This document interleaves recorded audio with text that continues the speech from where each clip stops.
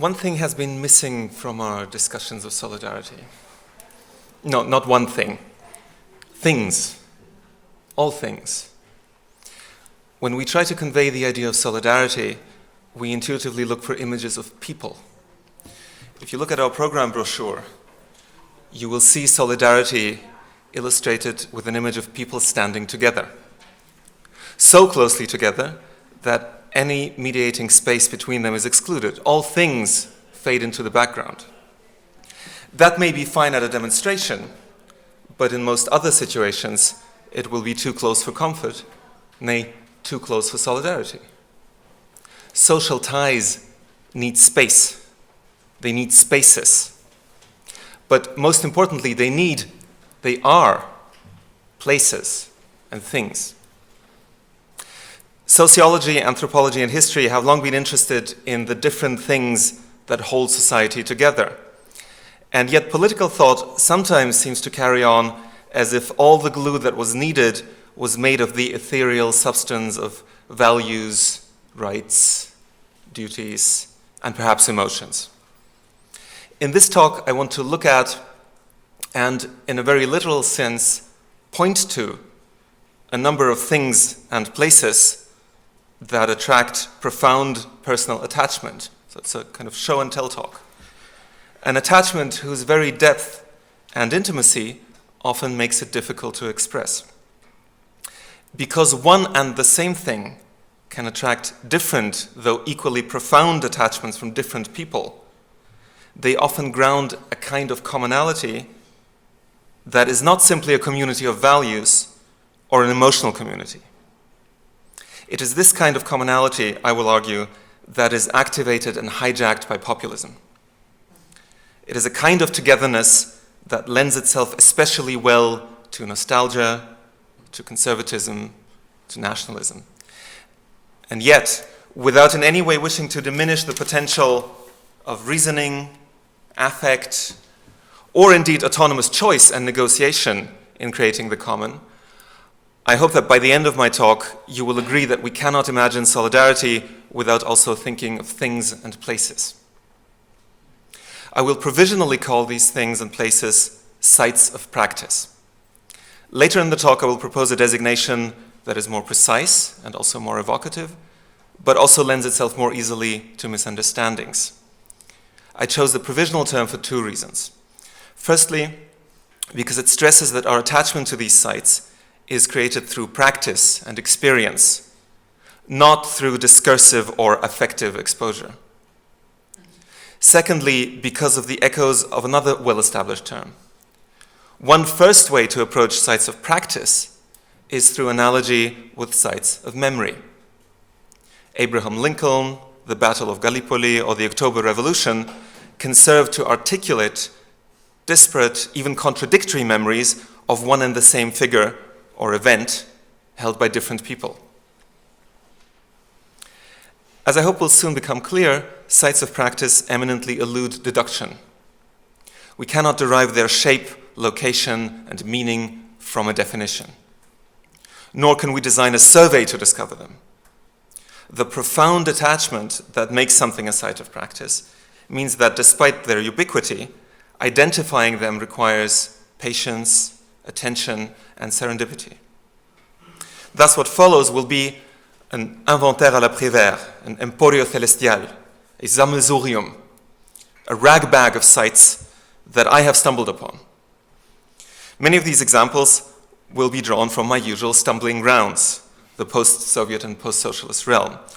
You may be tempted to dismiss them as quaint features of an exotic world that presents a niche interest at most, but I urge you to resist that temptation. Sites of practice are perhaps especially easy to locate in regions where other forms of solidarity have been weakened, and where such sites act as the dark matter holding together societies that we would otherwise have to see as atomized. But they are no less prevalent elsewhere. In fact, they are all around us.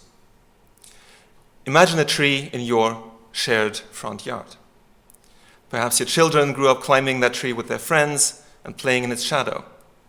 Perhaps your neighbor has been tending a bird's nest in its crown, tying bells to the cats roaming the area to give the sparrows a fighting chance. Perhaps you like to climb into the large hollowed-out stump between its still live branches and close your eyes, enjoying the breeze after a long day at work. Each one of you will have a personal, intimate attachment to that tree, an attachment whose content cannot be easily conveyed to others, certainly not in words. In a few moments I will return to that tree, for it is indeed one specific tree. But the tree is perhaps too straightforward an example. It suggests that sites of practice need to be rooted, stationary, material objects. That is not so. My friend Felix Ackermann writes in his recent book about living between Germany, Poland, and Lithuania, quote, "To me, the virtual desktop of my laptop computer is a mobile piece of home, ein mobiles Stück Heimat. By now, I have spent more time there than at any other place in the world," end quote. I can very much second that feeling.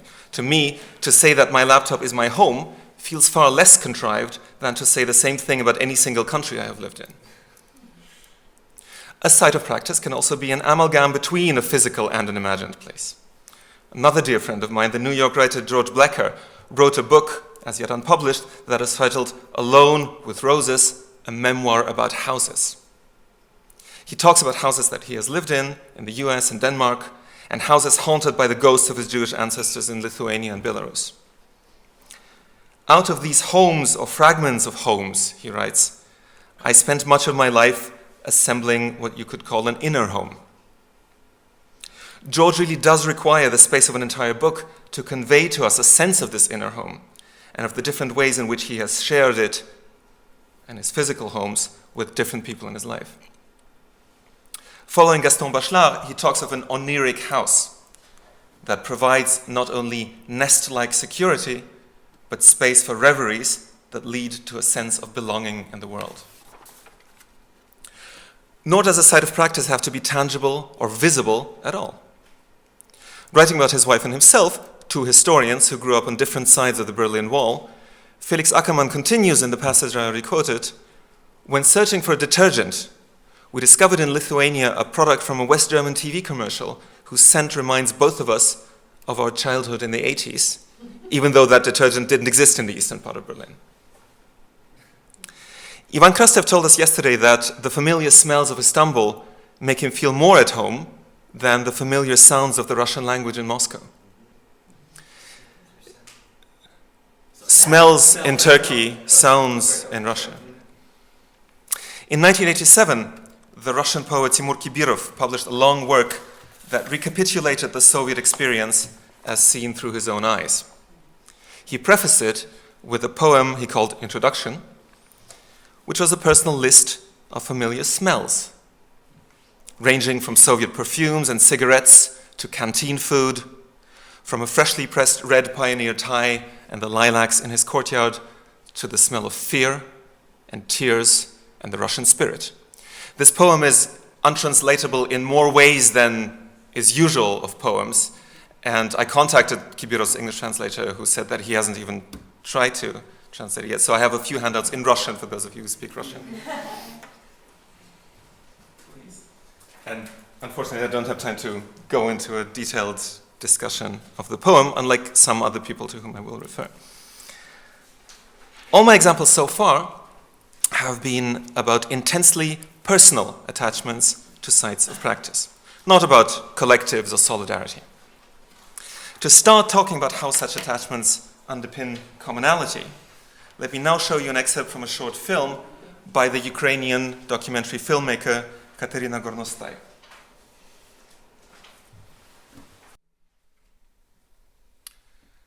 I find the old man's reaction to the destruction of the familiar statue deeply moving, precisely because it conveys the difficulty of expressing one's personal attachment to a site of practice using words.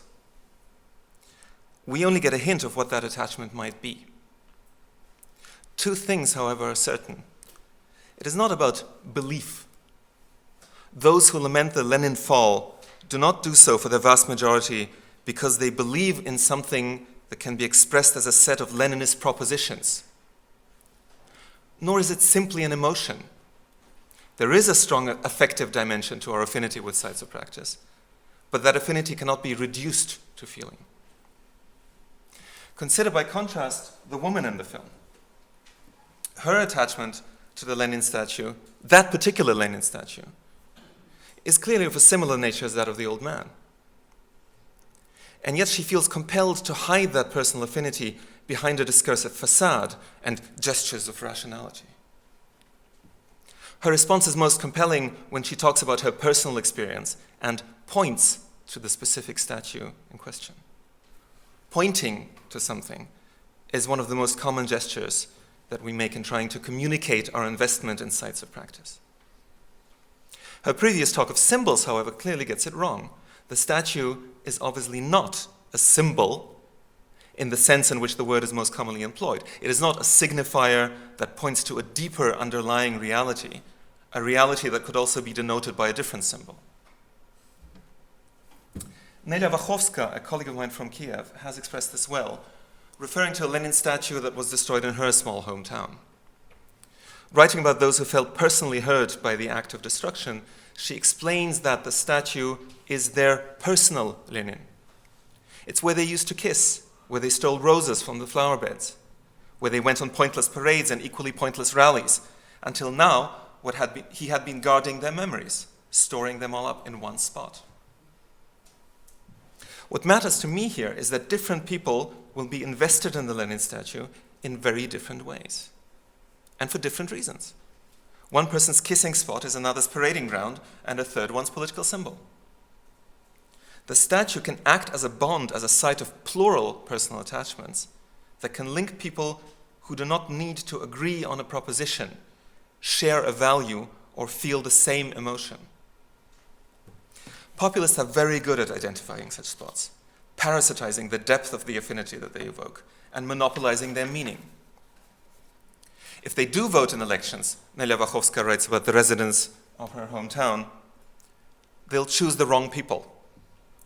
The wrong people in this case might mean people who will put Lenin on their banners and attract those who, for a variety of reasons, are hurt or offended by an attack on this specific Lenin statue or that other specific Lenin statue. When we, non-populists and anti-Leninists, assume we know what Lenin means for everyone who remains attached to him, what he stands for, we preclude or corrupt empathy and therefore solidarity. We lose to the populists because we implicitly agree to play a game that they are better at. As we heard yesterday from Jennifer Stallman, the same goes for a Confederate flag or a statue of Robert Lee in the US South. There are compelling reasons to feel deeply offended by a Confederate flag, or a statue of Lenin, or a portrait of Stalin. And the more we know about the events that these historical figures or symbols are associated with, the more compelling these reasons become. But assuming that everyone who carries a Stalin portrait or a Confederate flag advocates mass murder or slavery is hardly constructive. Personal sites of practice can become collective in many different ways. Recall the tree in front of your house. Imagine that a construction worker shows up without prior notice and tries to knock down that tree to make way for a bypass. Now that the tree is threatened, each one of the multiple attachments that you and your neighbors could well have to that tree could well be expressed in general form according to a well-established principle, making for good protest signs. Care for the environment, the importance of trees for the balanced development of children, and so on. It could even be expressed as a choice. But you may resist doing so, because this is about your specific tree. And the fact that a community has grown up around it is enough for you. You may not feel that your care for this tree is about some larger issue, or that you somehow chose to love that tree. You might not want environmental activists or politicians getting involved and using your tree to make some larger point or advance their career. In fact, even though I've been thinking of one particular tree, as I'm speaking to you, I will not tell you its location, though I enjoy the thought that a few people now on different continents would know which tree I mean and share enough memories of it to tell fact from embellishment in my story. Each one of them will have their own affinity with the tree we shared and which made us into a community. At the same time, if my tree happens to be an oak, a species long associated with the German nation, and a German nationalist politician casts the threat to it as a conspiracy between US-based multinational companies and migrant workers coming to Germany to fell trees, then those with a strong personal attachment to the tree may be tempted by this particular brand of nationalist eco-populism, as indeed quite a few have been in German history. My tree, though, was not in Germany. Or consider Kibirov's poem, which most of you don't understand. 12 years ago, a Russian literary scholar organized an attempt at collective interpretation of the poem in his LiveJournal blog. Publishing one line a day along with his own take on the poem, he invited others to join him. Many did, and the result was not just a collective attempt to interpret the possible meaning of the different smells for the poet, but an intense exchange on the commentator's very different childhood experiences associated with some of those smells. Each one of these experiences was no less personal than Proust's Madeleine, but being centered on some of the same smells, they were more than individual. Just like the Madeleine is a recognizable staple of French culture, even though it may evoke different associations in different people. Sounds can play a similar role. The sociologist Ilyana Bogdanova recently wrote about how, in a Russian village, sounds are used to, as she says, privatize public space. Though I would argue that what she meant was not so much privatization as the creation of an unequally shared soundscape. The Einstein Forum's own recent program provides other examples. Think of the ostensibly generic love songs that each one of us relates to their very own specific love story. Love, of course, has its own sides of practice. Our conference on the Book of Job was not just about speakers weighing different interpretations of a text, but also about finding something in the text that's about them personally and conveying that to the audience. Shared songs and poems and monuments and trees and biblical or literary figures and urban squares and computer desktops can sometimes help us come together. Not because we all think and feel the same way about them, but precisely because our attachments to them are very individual and yet equally strong. This only works if we really do have such an attachment and can make it plausible to others. If not, then what we have is not a site of practice, but a cliché. As some of you will have realized, the central term of my talk is directly derived from the work of Laurent Thévenot, one of the greatest sociological theorists of our time. What I have been calling, for the sake of simplicity, sites of practice, is what he calls common places, with a hyphen. Things that will often seem banal and cliched to outsiders, and yet provide a powerful way of communicating, in the literal sense of making things common. Thévenot calls this the regime of multiple affinity with common places. Now you know why it started with sites of practice, and contrasts it with other regimes of engaging with the world. The regime of justification, in which we settle our differences by appealing to a common good, and the liberal regime of personal autonomy, which presupposes that we are all individuals making choices, and that we bridge differences through negotiation. The point of my argument is not to glorify the regime of common places and elevate it above the other modes of coming together. I simply want to point out a bias in the way we usually approach the topic.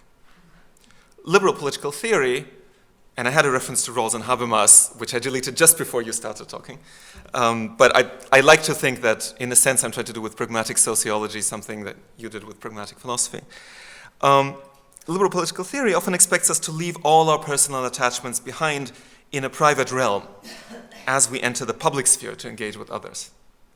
On this view, we make things and concerns common and format them for public debate by stripping them of their specificity, leaving them behind the veil of ignorance.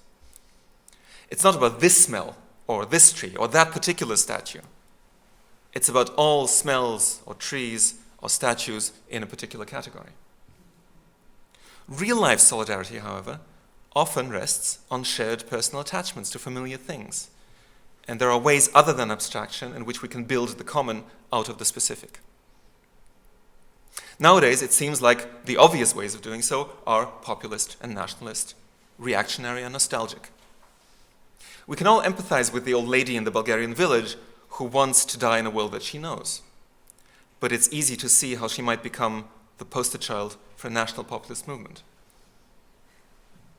Even the poet Timur Kibirov suggested in an interview a few years ago that nostalgia for the perceived simplicity of Soviet life is the only thing that now unites people over the age of 30, including those who hated the Soviet regime. Happiness used to begin where Soviet power ended and the rich and shared life of commonplaces began. Realizing this, the architects of the Putin system have engaged in nostalgic modernization, to use a phrase coined by Ilya Kalinin. Donald Trump, in his electoral campaign, excelled at pointing to one specific shut-down factory, one particular coal mine that had been the center of a town's universe for decades, and linking it with his own political project. In Finland, national populists have appealed to the universally familiar practice of singing a popular summer hymn, Suvivirsi. In France and Germany, they have politicized the no less familiar practice of eating pork. This does not mean, however, that nationalists and populists have a natural and necessary monopoly on making shared commonplaces resonate with meaning. The vibrancy of the international labor movement in its heyday owed a lot to its ability to combine a political ideology with a shared culture, anchored in shared experiences and practices of work, song, and celebration. The rhetoric of international solidarity eventually became trite. People whose life no longer revolved around manual labor were asked to bond with oppressed foreign workers who increasingly appeared as abstractions and cliches. Earlier campaigns had been more successful when they were more specific. Workers were encouraged to relate not to the international proletariat as a whole, but to José in Granada or Marco in Bologna. What are the commonplaces that can ground non-nationalistic solidarity today? The question has occupied me for some time, but I have only fragmentary answers to offer at best. One of these answers, I think, is provided by the New Patrons Initiative, on which we will hear more tonight from Alexander Koch, and which is documented on these walls. Instead of confronting them with the provocative creations of autonomous artists, the initiative enables local residents to commission and develop the kind of art that they think will make sense in their community. Earlier this year, the curator Gerrit Golke talked at length about a project that he facilitated in the small and shrinking Brandenburg town of Pritzwalk. Formally, the result was the temporary transformation of several vacant inner city stores into venues for a festival of local arts and the creation of an arts association. For the community itself, however, it was much more. Through working on this project, people came together to revive and transform sites that carried meaning for them, even though the changes would have been hardly intelligible or indeed perceptible to outsiders. I was struck by one element of Golke's account. At home in Berlin, he often found it difficult to explain to others or even to himself what the impact or larger relevance of the project was. As soon as he would turn off the highway to approach Pritzwalk, however, he would adopt the local perspective and become a fervent advocate of the low-key but high-impact changes that the initiative had wrought. I realize that this small example hardly provides a solution to the crisis of solidarity that we have assembled here to discuss.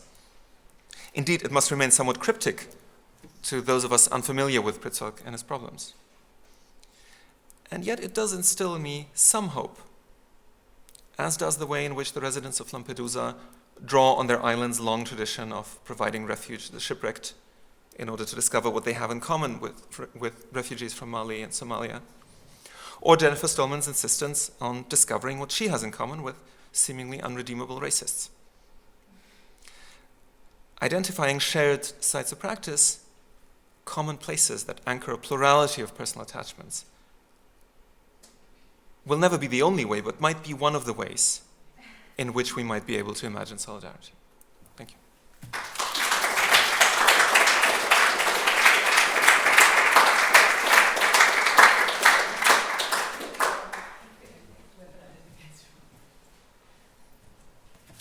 First question from Susan.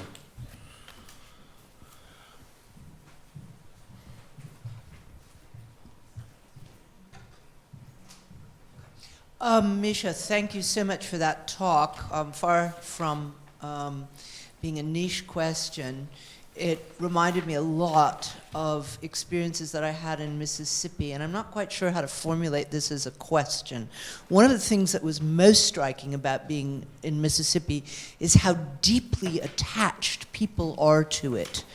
And I asked a young white man who's spending his life as the director of an Emmett Till interpretive center in the Delta, why?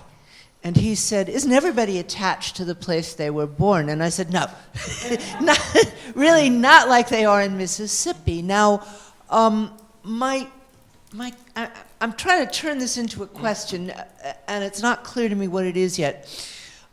A lot of that sentiment, gets transformed into the worst kind of populist stuff. People being attached to the magnolia, which actually I learned from Jennifer Stallman is a symbol of whiteness when you're not saying I'm a white supremacist. You put a magnolia somewhere to show that you're identified with. But I also heard from an awful lot of black people that they felt similarly attached to the land despite everything that had happened there. And one of the more kind of terrifying and moving moments that I had was talking with Emmett Till's cousin. And remember, these are families who escaped Mississippi to the north in the last wave of the Great Migration, but still sent their kids down south to spend the summer with the extended family in what felt like home, to, the tragedy of the Emmett Till. And this man now was in the house when Emmett Till was kidnapped, and said he was on his knees praying that they weren't going to take him, but thought they were going to take him as well. Said in this really kind of amazingly laconic moment, nothing wrong with the dirt, nothing wrong with the soil, some of the people aren't too cool. Right? And I guess the question that I have is, might there be some way of transferring this very deep attachment? And it's, you ask people and they can't really articulate it at all in the same way that you're talking about. They can't, they could talk about their, grandma's cooking, or they could talk about the creek that they used to fish in, or even the cotton that they used to be proud of being able to pick a lot of. How you negotiate those spaces, because I think you're deeply right about the role of place in creating a sense of solidarity, how you manage to turn it from something that can be quite reactionary and exclusive into something that might be a literally common ground. Mm-hmm. Yeah, that's the question. So first, let me just reiterate that when I talk of places, it doesn't necessarily have to be a physical place. Because as you said, right, not everyone is attached to the place where they were born, right, or where they lived. Right. And often there are good reasons not to be. And the things that people are attached to very often are not physical places. They can be various other things. Now, the problem with what to do is that there cannot possibly be a toolkit answer. Right. There's not, there's no sort of list of 10 points that you can just kind of, print on leaflets and parachute into these communities, and then, nice plants will grow out of this attachment. Because these attachments are so personal and individual before they become common, this is something that unfortunately can only be understood on a case-by-case basis. That's what makes it so frustrating often. And that's what makes it so tempting to dismiss these attachments, to say, let's get rid of all the Lenin statues, because the only thing that Lenin means is, oppression and famine in Ukraine, etc., which, is one of the things that powerfully he does mean. But it's not the only thing, right? And of course, it's much easier to pass a decommunization law saying get rid of all the Lenins, get rid of all the communist place names, than to decide on a case-by-case basis. As you know, I work mostly on war memorials. I think Poland, until very recently, provided a very interesting example of what to do with Soviet war memorials. Now, in some countries, they were treated almost like Lenin statues as symbols of Soviet power, even though there's the whole problem of corpses being buried, etc. Poland was actually quite pragmatic. It was decided locally, municipally, on a case-by-case basis. In some cases, the local mayor said, let's get rid of it, let's move everything to the cemetery out of sight. In other cases, said, well, this is part of our kind of tourist image, let's keep it. In other cases, in Legnica, there was a statue of a Polish and Soviet soldier holding a little child, and LGBT activists discovered it as like a symbol of gay marriage, right? So, even though for an art historian this is boring serial art, which is all the same and therefore probably has the same meaning and probably no meaning at all, once you start looking on a case-by-case basis, you will discover that in some cases these things are invested with something, right? And that's what makes it so frustrating and time-consuming to work with. So I have no answer in the form of a general recipe. That's fine. I don't believe in general recipes anyway, unless you're cooking. But there are other forms of solidarity that I think can be based on general recipes, and we shouldn't ignore them. I'm just saying that this is one particular area where that's very difficult. Okay, thanks. I mean, I was looking less for a general recipe than just kind of examples of how one, because I agree with you. I don't want to monopolize it, but I have one in the back of my head that I can come back to. Alida is next, in the back. Thank you very much. Of course, there are no toolkit answers, but there are perhaps structural answers to this problem, or at least the possibility to phrase the problem in a structural way. And I would like to pick up what Costa said in the discussion following Diana's paper, because he really formulated what I wanted to say in my lecture, and what for me is really the key issue of creating and imagining solidarity. He said we got things in common beyond the things that divide us. That is for me the key sentence that I'm interested in. And I come to it because we had about 4 years of talking or trying to develop the concept of similarity at the University of Constance. None of us ever thought of it because we were all totally oriented towards difference. We had done this for 20 years, but we just went on and on like that forever. Then a colleague from New Delhi came, oh no, we had too much difference there. We need now to start thinking about similarities. So it turned out that it was practically impossible in this Western academic context to establish this term of the similarity, because everybody was so afraid, exactly of what you said, they're becoming all similar, we lose our distinction. So we had to make it clear that we are not losing, giving up, or doing anything to our distinctions and differences, but that we still, in addition to that, need to discover similarities. We have been very lazy in discovering similarities, and that could become very important in the future. And so I would like to ask you whether you see a potential. I think Diana made a great argument that the green commitment could really be a kind of bridge builder and bracketing differences by focusing on similarities. Do you see also a similar potential in the things and places that you are talking about? Yeah, excellent. Yeah. That indeed is, I think, a very important shift, the one from difference to similarity, except that I think we need to be careful not to think of similarity necessarily as similar features of people, because that would be sort of the obvious. For me, actually, it's a performative movement. Right. You have to decide in a given situation Exactly. whether you want to be or not. It's a decision, it's an ethical. Yeah, so that's one point.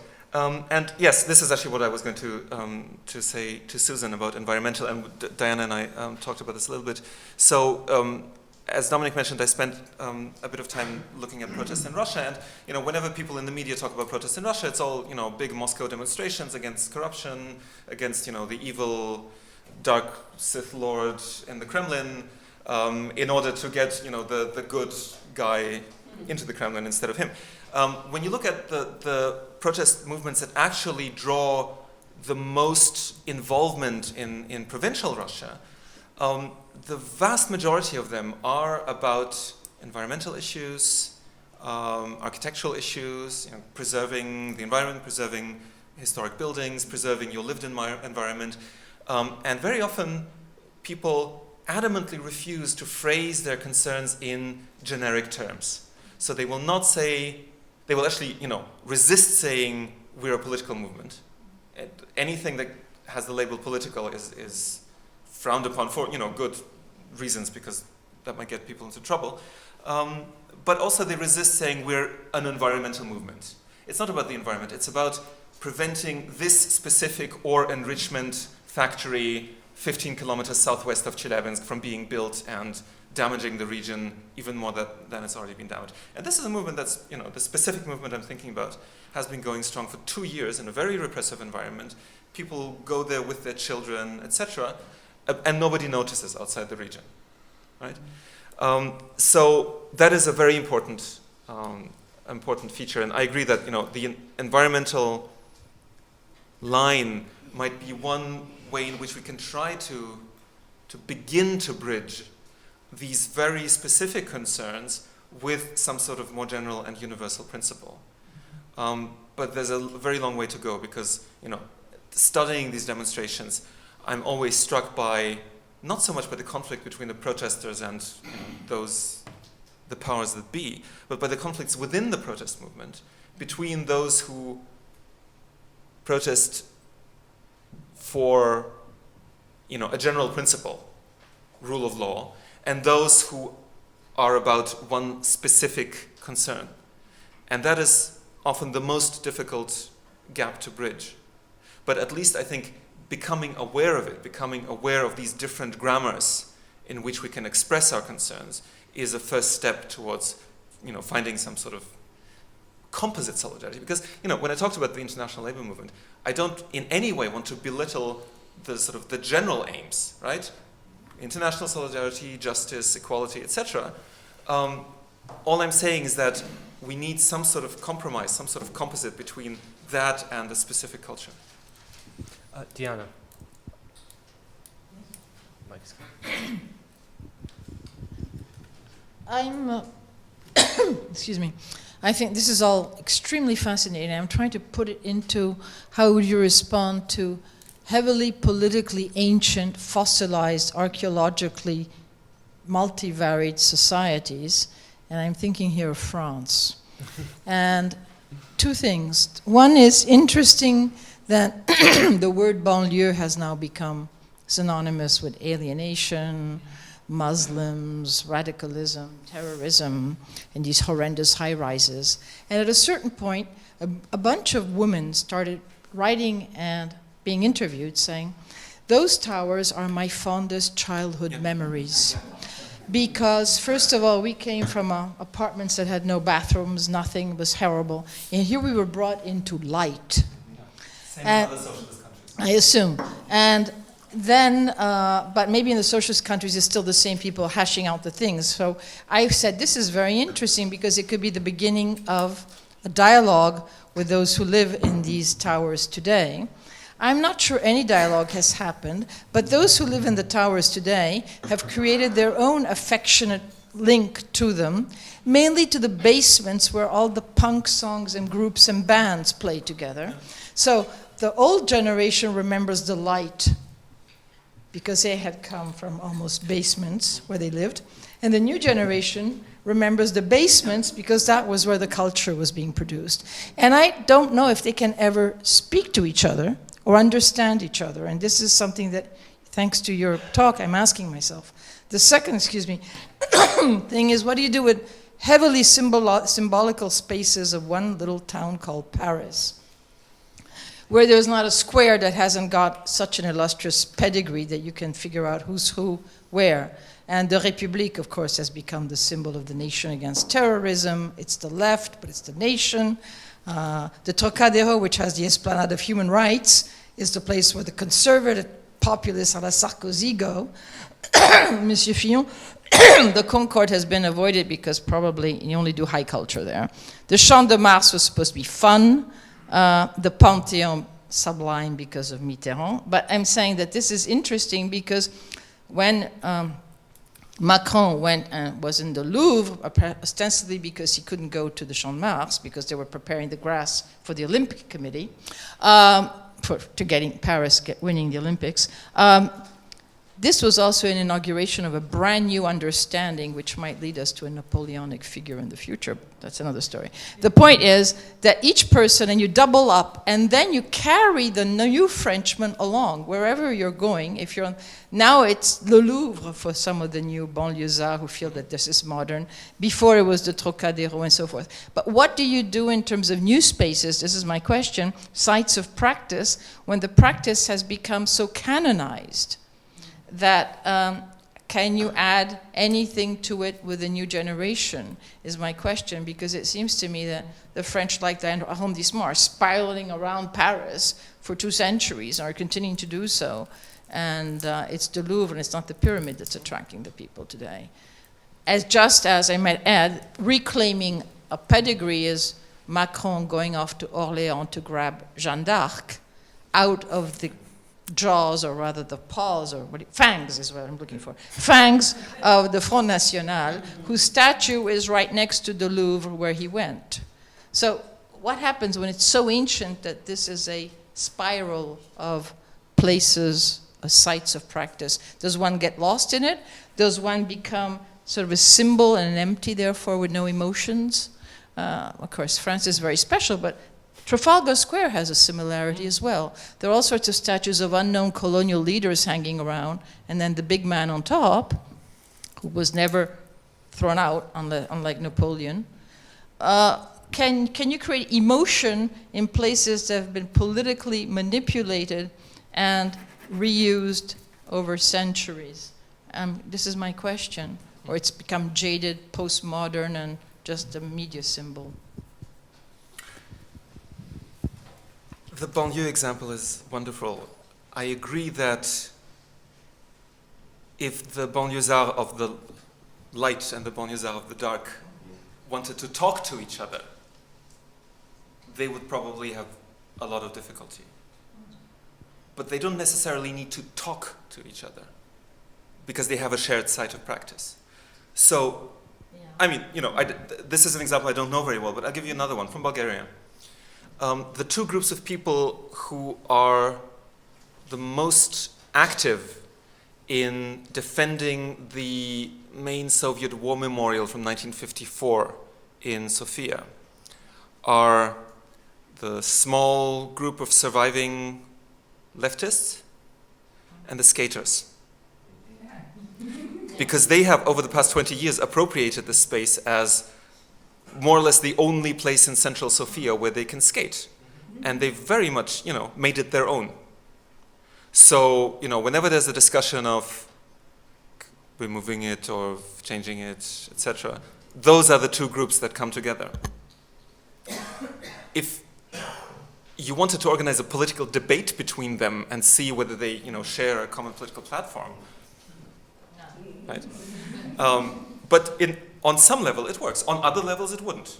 Which is why, I repeat, it's so difficult to telescope these attachments into something more kind of universal and solid. But, there are some levels on which it works.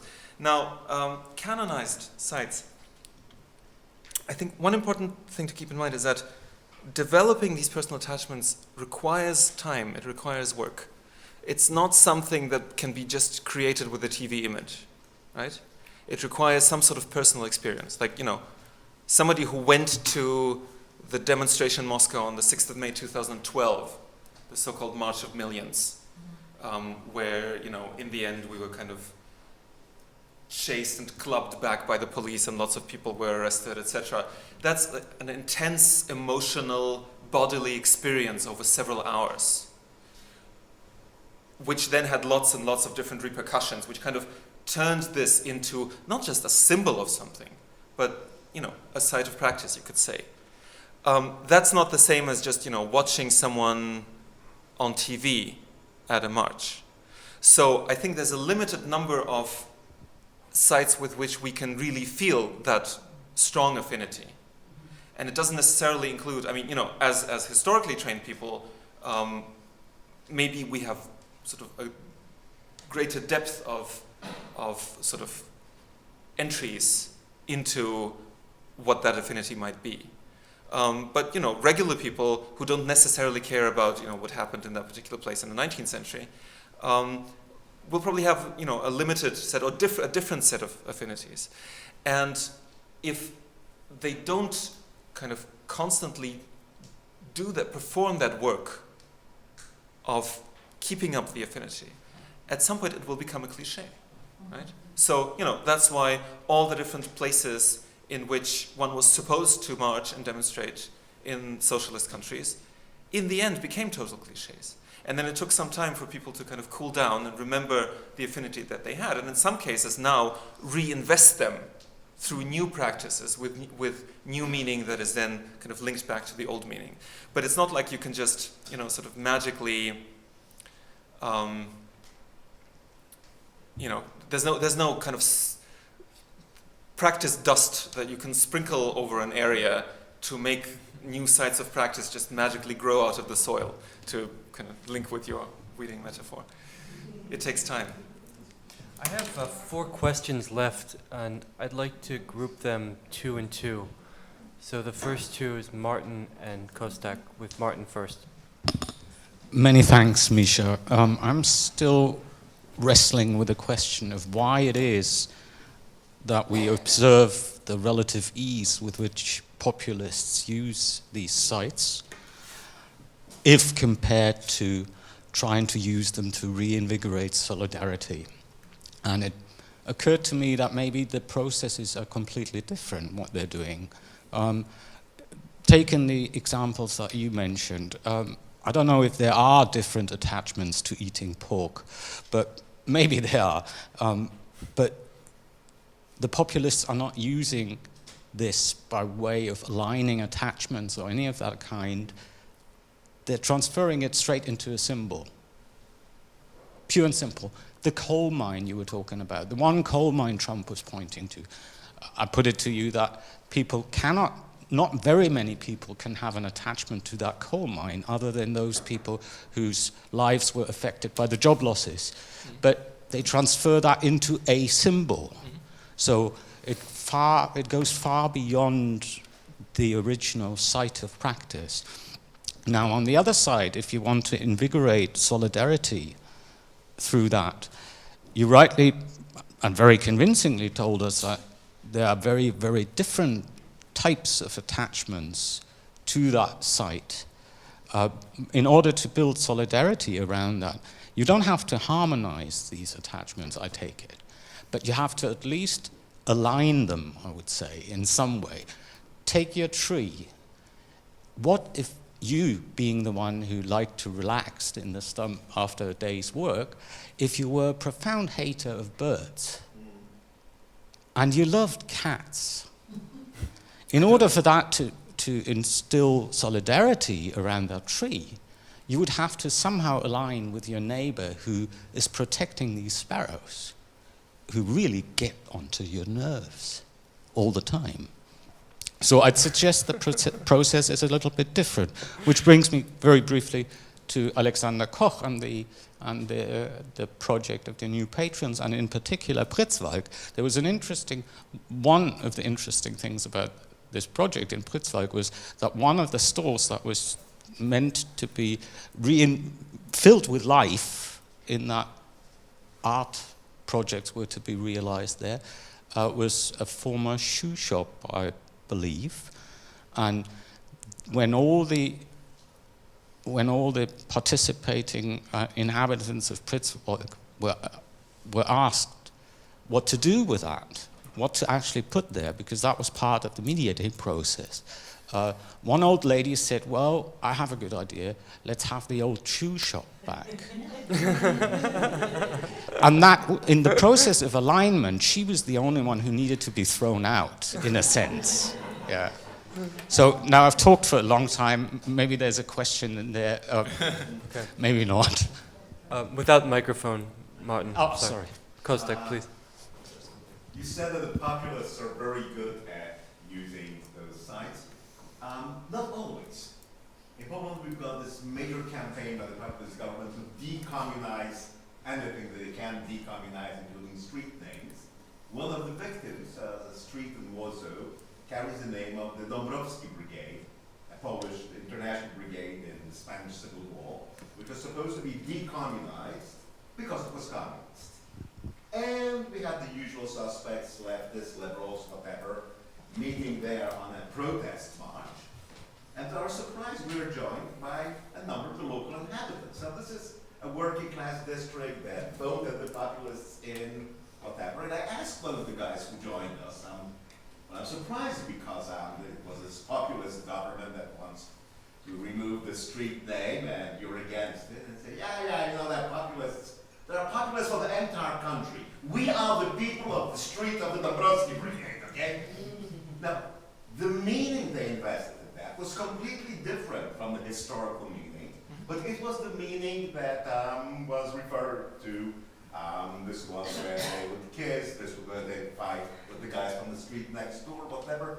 So the populists, by trying too much, might actually fall on their faces. However, the kind of sentimental attachment to symbols of oppression also has a reverse side. Again, also we used to have a huge monument downtown to Felix Dzierżyński, the founder of the Czeka, and Poland's contribution to the national revolution. He was a Polish nobleman. And of course, we toppled that monument, and there was the kind of debates that you had on this film. And years later, by accident, I spoke to a guy who said the toppling of that monument was the happiest moment in his life. Because for the first time, he saw his father crossing that square without turning his face away. His father was a political prisoner in the 40s and 50s. And for him, that was a symbol of oppression. His entire life turning his back the whole thing and freezing. And the son told me how happy he was when he saw the father strolling by through the square. So the kind of happy, carefree feelings that some people associate with symbols of oppression, others conceivably associate with their overthrow. And finally, a small comment to something that I find extremely interesting you said at the very end, that the site doesn't need to be physical, it can be virtual. In other courses I teach, I make reference to the picture of the man of Tiananmen Square. You remember the guy with the shopping bag up on the bag. And each time I mention him, and I teach these courses in different places all over, I'm surprised how often people react. Oh, I love that picture too. I mean, I've got it stuck on my desk, I've got it on my laptop, whatever. It clearly refers to something that we have a very powerful reaction to. And this is an example of a potential of solidarity that actually could be developed. If we only knew how many people identify with the man from Tiananmen Square. Can you respond to those two? Yeah. Martin, I have to think more about whether I agree with the terminology of turning a coal mine into a symbol. What I meant to say, I guess, was that he points to a specific coal mine, and that enables him to draw others who might have similar attachments to other coal mines into his project as well, right? So what happens is not that he takes the attachments seriously, is that he identifies where they are, and then kind of, binds them together so that their content doesn't matter anymore. But the only thing that matters is that they are there, and they can be kind of projected onto, the screen that is Trump. That's probably all I'll say about that.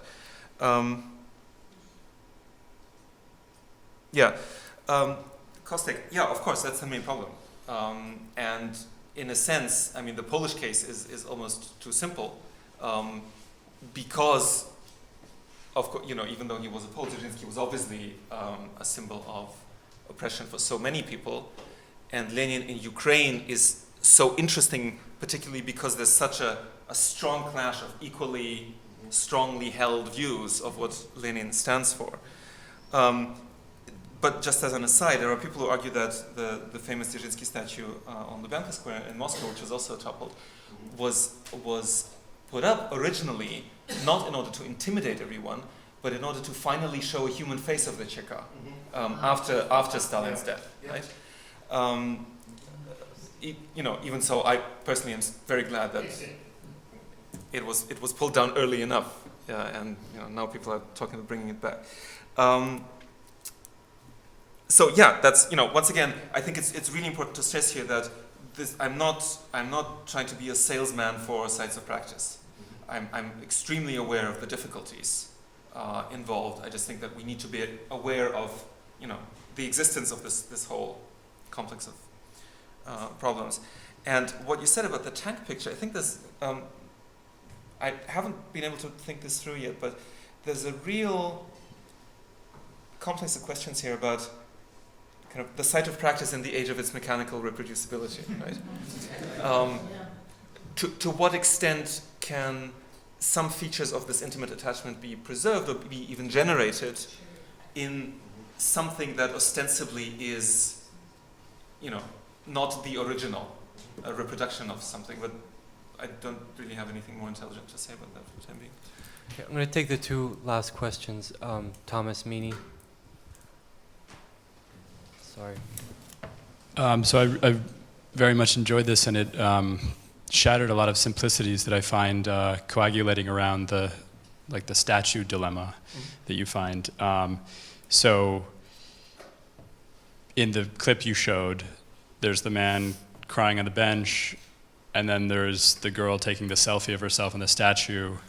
And as you suggested, at least my sympathies sort of went toward the old man in that case. But then in your remarks, you were talking about the town in Poland that sort of decides seemingly unanimously to sort of destroy a statue, and that also seems okay in a way. But I'm just thinking about these statue debates in the U.S. So, or to give an example, the Cecil Rhodes statue at Oxford, or the Woodrow Wilson School at Princeton that has to be renamed, or is up for renaming, and then or was, and then but to give an example, John Calhoun College at Yale. Okay, so he's a defender of slavery who uses Aristotle to defend slavery in the U.S. Senate, and you have the old men writing in emails and crying, the alumni. And then you have, the black undergraduate who's like, yeah, my great-great-great-grandfather was actually owned by him, so you have to figure, how you adjudicate these things is very difficult. Now, the best liberal argument that's come up in these debates, at least that I've seen, is, well, you don't destroy the statue because just going around destroying history is not the answer, and we need to have these statues around so that we can still have the debates, But there's always been something kind of unconvincing about that when you have a really strong grievance versus a kind of more sentimental attachment. But what you seem to be suggesting is something different, a kind of, and tell me if I'm wrong when you talk about the skaters and Sophia and other things, but you seem to be suggesting a kind of affinity, like if you can manifest your affinity sort of more authentically and comprehensively or something like that, then you have somehow more of a claim, or could possibly have more of a claim. And it just made me think of this crazy thing that's going on in Brussels. So there's this guy in Brussels, so there's a Place de Leopold, named after the horrible king of the Congo in Brussels. And there's a guy who goes out every few days, and he replaces the little neat blue and white sign, in Brussels, with a Place de Lumumba sign. And it's the exact replica in the metal, the paint, it looks exactly the same, right? And that's one thing. But then he's created a whole movement online on Google Maps. And if you rename a square on Google Maps enough times, and you get enough people to do it, it actually changes the name of the thing. And Google Maps are now more important than real maps. So effectively, you can actually drive, from Berlin to Place de Lumumba, and it's actually there. Because he's changed the algorithm, So that makes me think that, this competing affinity, but am I getting your argument right? Because you seem to be kind of agnostic. You seem to be saying, look, I don't want to have these statues be didactic sites for interesting debates. I want them to be, I don't want to dictate what they become or what they mean. But you then seem to be suggesting, no, there's a affinity competition going on. And I just want to get your sense of what you're at there. That's it. Okay, and the other question, just the last one we have time to take today, in the back. Is Elvira? Okay. I don't either. Thank you for a talk that mentions the memory of school children and kissing spots. I thought it was very beautiful.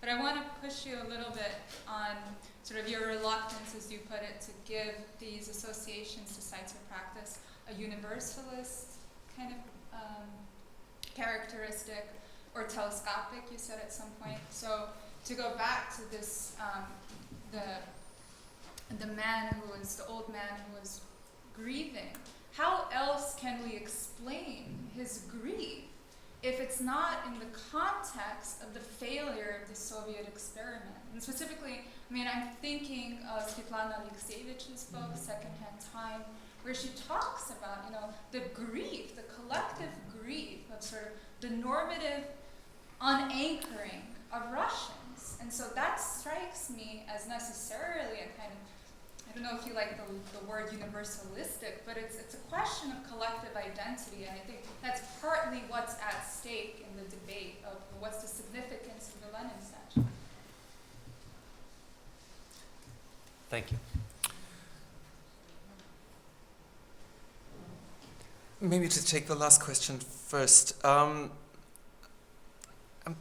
not a great fan of that book. And generally, I mean, Alexievich has done really amazing work in trying to listen to people and conveying some of the experiences that used to be taboo in her earlier work. In this one, and in what she says about, sort of the post-Soviet condition in contemporary Russia, I find that she imposes a certain vision that she has of what's going on onto reality and onto her material. Like once, if you look at the way she works with the material, I think there is, the sort of the implicit bias has been getting stronger. So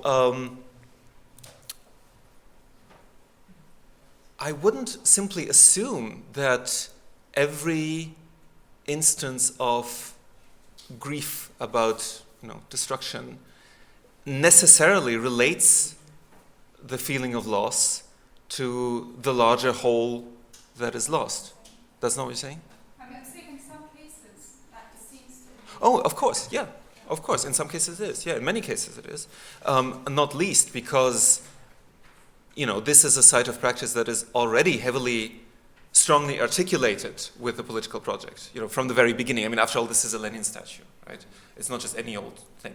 But what's interesting to me is that we find very similar types of responses when, buildings get torn down that are not communist, that predate communism, or when, a forest is being destroyed, right? So what I'm trying to do here is to kind of take the grief about Lenin out of the sort of the sole purview of the usual Lenin defenders, right? There are other ways in which, why some people, and including people whom you would normally consider anti-Soviet, right? Still lament what happens, and especially the way that this happens, because in many cases, what people really resented was that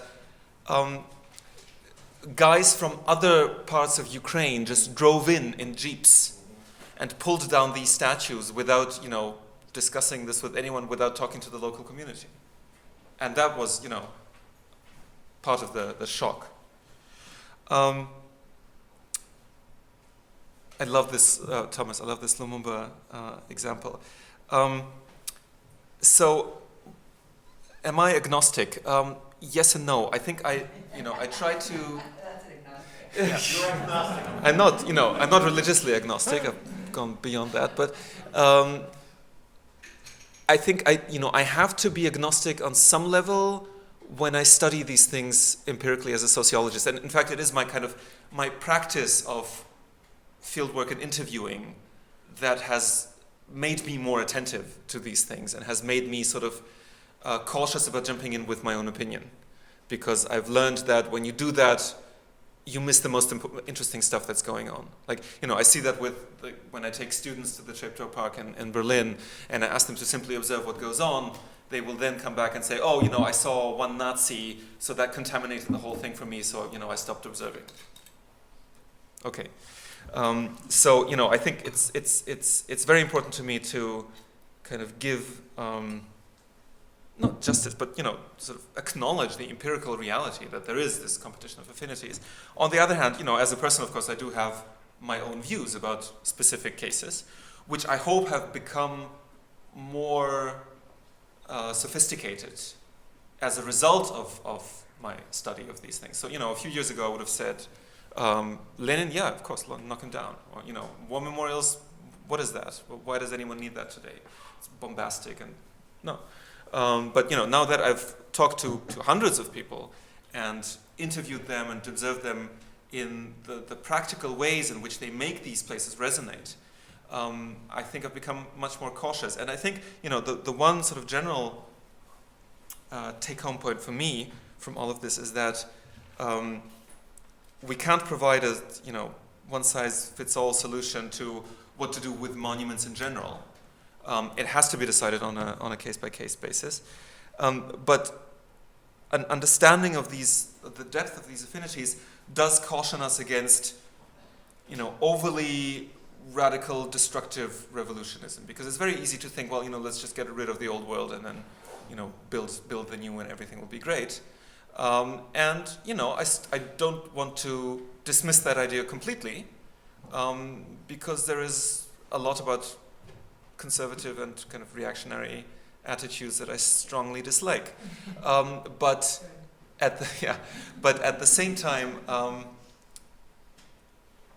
I think in the end, everybody's interests will be served by taking everybody's affinities into account. So just one thing on the Trump Tower Park thing. Yeah. There's unknowns in these Yeah. situations. So, you know, I'm no fan of the Red Army, you know, but I took Americans there recently, and they were just amazed to find women soldiers being celebrated in the fort, like in such an old statue. It was shocking for Americans to see it, and it was something that's just so obvious in all the statues around Trump Tower. But you wouldn't, you know, so it hides that other things, you know, in it that. Anyway, but we can discuss that later. I'm not a fan of the Red Army. I was about to say I'm not a fan of Stalin, but without the Red Army. Can we not get into this because this will take us? Yeah. I'm sorry, I just couldn't let that go. No, fair enough. Yeah. Fair enough. Thank you very much, Mischa. We're going, yeah.